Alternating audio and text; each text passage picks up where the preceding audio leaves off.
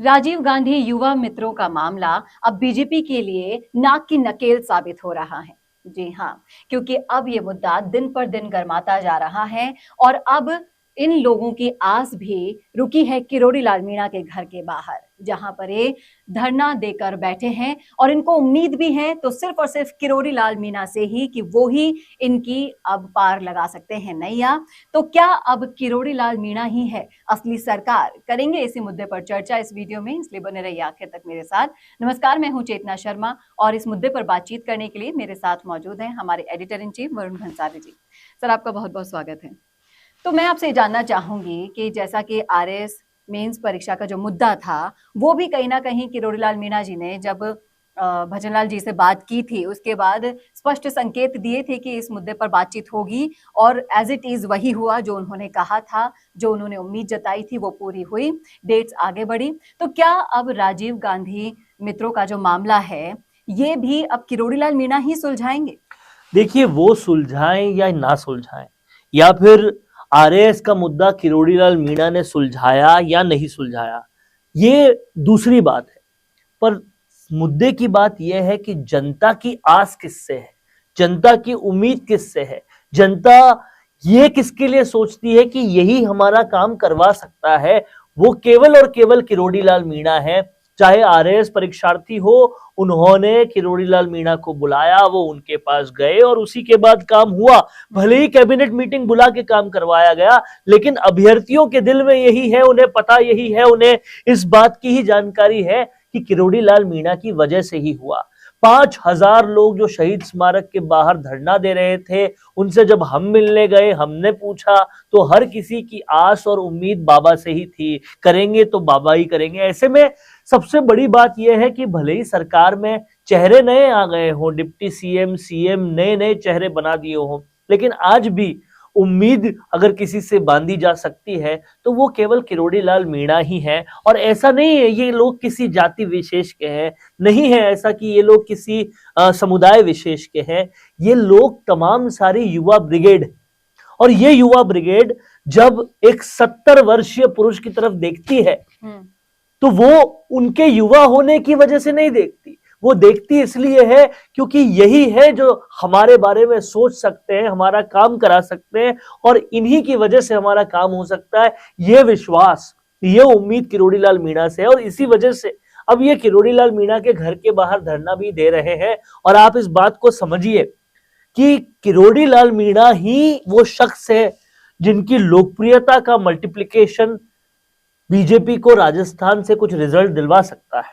और अगर इन लोगों की आस किरोड़ी लाल मीणा के घर के बाहर जाने के बाद भी पूरी नहीं हुई, तो इससे किरोड़ी लाल मीणा की क्रेडिबिलिटी, ट्रस्ट में कमी आएगी। ये तो खैर बाद में होगा, लेकिन बीजेपी के लिए ये मुश्किलों का सबब बनता जाएगा, क्योंकि बीजेपी के पास आज संकट दूर करने वाले संकट मोचन एक ही है, वो किरोड़ी लाल मीणा है। और वो फैक्टर भी उन्होंने उनका सम्मान नहीं रखा तो किरोड़ी लाल मीणा को भी बुरा लगेगा और वो आगे से बीजेपी के लिए बैकिंग नहीं करेंगे जी।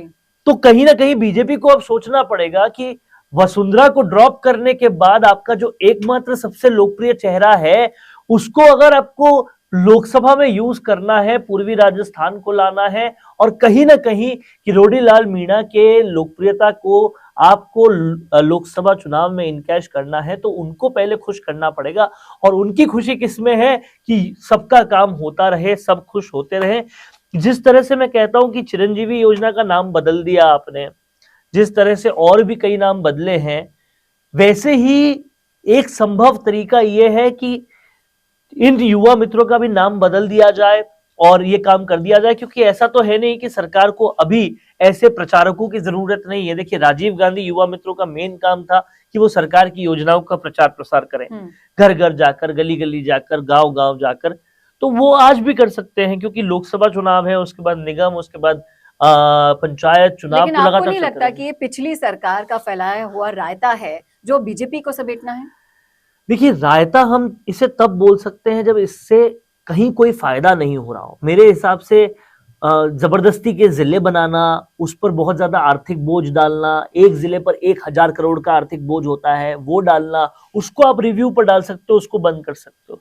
लेकिन एक इंटर्नशिप योजना जिसमें 8-10 हजार रुपए एक युवा को मिलते हैं और वो उससे पूरा परिवार चलाता है, वो 5,000 लोग भी हैं, तो आप 10,000 इंटू 5,000 कर दीजिए, कितना कितना अमाउंट होता है। ये एक जिले में लगने वाला, एक जो नया जिला बन रहा है उसमें लगने वाले पैसे से बहुत कम है।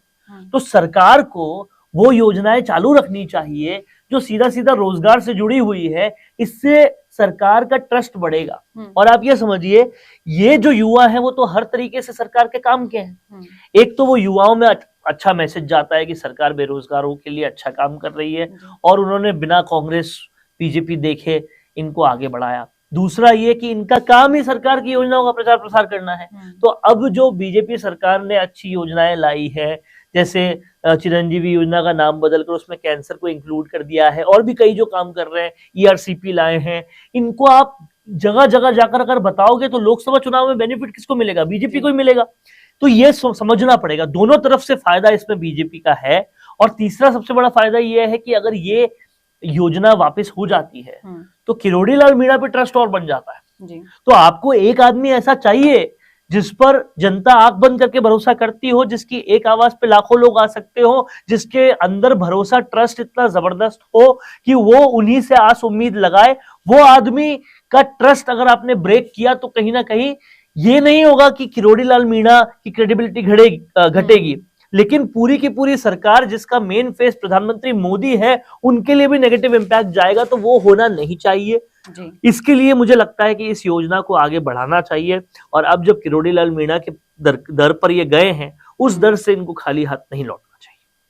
ये बिल्कुल सही कहा आपने कि उस दर से ना वो खाली हाथ लौटेंगे। इसके लिए जिस तरह से आपने फायदे गिनाए हैं, तो दो तरफा फायदा बीजेपी को मिल रहा है, और अगर ये फायदा किरोड़ी लाल मीणा भी समझते हैं तो वो जरूर सरकार के उन जिम्मेदारों तक देखिए, किरोड़ी लाल मीणा के पास वो ताकत है, मैं बहुत ही सोच समझ कर ये स्टेटमेंट दे रहा हूं, उनके पास वो ताकत है जो शायद राजस्थान के सीएम के पास भी आज की डेट में नहीं है। वो प्रधानमंत्री मोदी के एक वक्त पे बहुत अच्छे दोस्त रह चुके हैं, आज भी दोस्ताना दोनों में व्यवहार है। वो चाहे तो क्या नहीं हो सकता, उनके पास प्रधानमंत्री से लेकर संघ से लेकर हर किसी की दोस्ती और आशीर्वाद है। तो वो चाहे तो कोई भी चीज असंभव तो नहीं, और ऐसा हो नहीं सकता कि वो चाहते नहीं हो। लेकिन क्योंकि वो संघ के हमेशा से उनकी संघ की पूरी प्रणाली पर रहते आए हैं, तो वो एक हायरार्की से चलेंगे, वो एक पूरी व्यवस्था से चलेंगे, और इसीलिए व्यवस्था के अंतर्गत जो चीजें होंगी वो करते जाएंगे। तो कहीं ना कहीं अब सरकार को सोचना चाहिए। मदन दिलावर जो कि एजुकेशन मिनिस्टर हैं, कार्मिक मंत्री है, ब्यूरोक्रेसी है, उन सबको लाइन अप करके, बहुत छोटा सा खर्चा है सरकार के लिए, सरकार को ये करना चाहिए और इस डिसीजन को आगे बढ़ाना चाहिए। जी बिल्कुल सही कहा आपने ये चीज कि इस पर सोचना बहुत जरूरी है, नहीं तो बीजेपी के लिए राजीव गांधी मित्र खतरा भी साबित हो सकते हैं, क्योंकि ये मुद्दा युवाओं से जुड़ा हुआ है। और नंबर में अगर आप देखें तो ये 5,000 नहीं है केवल, आप इस नंबर को बहुत बड़े स्तर से देख सकते हैं। ये कैलकुलेशन जो है मैं आज आपको दे रहा हूं, इसको ध्यान से देखिएगा। बीजेपी के लोग, बीजेपी के आलाकमान, राजीव गांधी मित्र, तमाम सारे लोगों के लिए कैलकुलेशन है। 5,000 तो ये लोग हैं, इनसे जुड़े 4-4 लोग आप और मान लीजिए, 4 लोग का समूह पूरा मिलाकर, तो ये 5,000 इंटू 4, ये जने कितने होते हैं आप समझ सकते हैं। तो ये तकरीबन 2 लाख लोग होते हैं, या 20,000 लोग होते हैं, माफ कीजिएगा, ये करीबन 20,000 लोग होते हैं। लेकिन ये आंकड़ा 20,000 पर नहीं सीमित होता, इस बात को समझिए।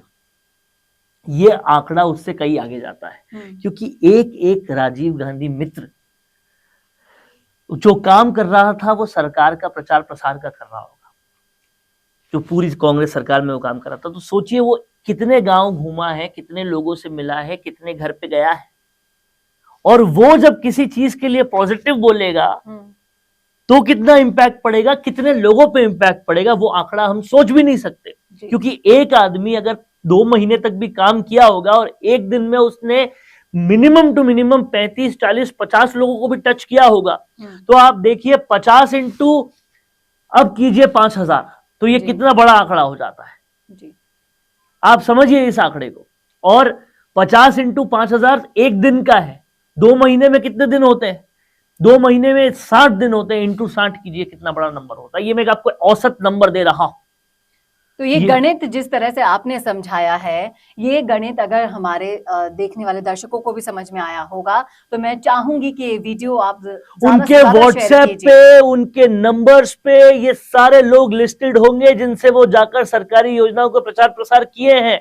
उसके अंदर भी कई इन्फ्लुएंसर्स होंगे, सरपंच होंगे, वार्ड पार्षद होंगे, ब्लॉक अध्यक्ष होंगे, जिनके अंडर और 100 हजार लोग हैं। आप समझिए कि यहां एक जगह से नेगेटिव होगी तो कितने लोगों में जाएगी, और इन 5,000 लोगों में पॉजिटिव हो जाएगी तो ये अलग कितनी लंबी लग जाएगी। और इसीलिए इस बात का अंदाजा मैं नहीं कहता कि नहीं होगा, सरकार को जरूर होगा, लेकिन इसको इस पर्सपेक्टिव से सोचकर एक बार देखिए। बीजेपी के लिए ये एक बहुत बड़ा असेट साबित हो सकता अवसर है, और इस अवसर को हाथ से जाने नहीं देना चाहिए बीजेपी को।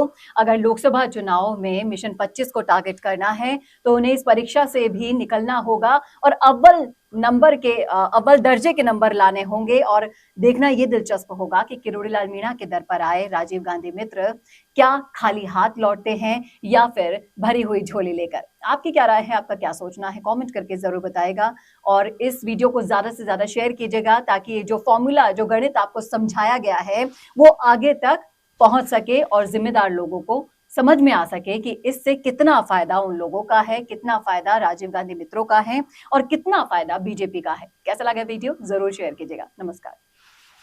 तो आप भी अपने रियल एस्टेट बिजनेस को पुराने तरीकों से प्रमोट कर रहे हैं, तो छोड़िए पुराने तरीके और जुड़िए मिशी मीडिया सॉल्यूशन से। फिर चाहे हो प्रोफेशनल मॉडल से आपकी प्रॉपर्टी को एक्सप्लेन कराना या हाई क्वालिटी कैमरा वर्क से अपना वेंचर दिखाना।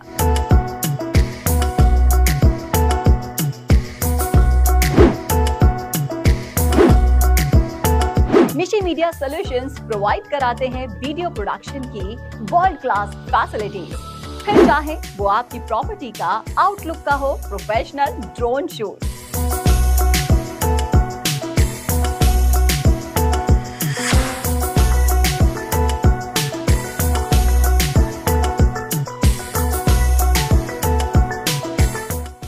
सब पाए एक ही जगह पर आपकी शानदार सर्विसेज में हमारा वीडियो प्रोडक्शन लगाएगा 4 चांद।